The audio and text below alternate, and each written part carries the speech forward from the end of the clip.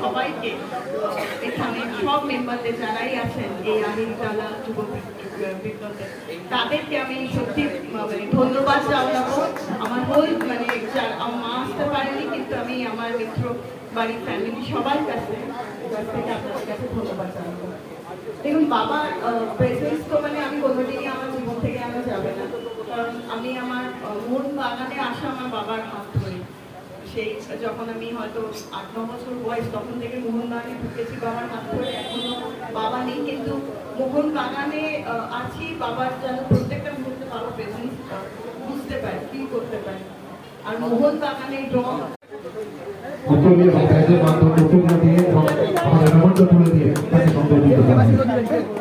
অধিকারী তিনি শিশুদের শংসাপত্র তুলে দিচ্ছেন আমাদের বিধায়ক তথা রাজনৈতিক কর্মী শশী পাজা আমাদের পূর্ণমন্ত্রী।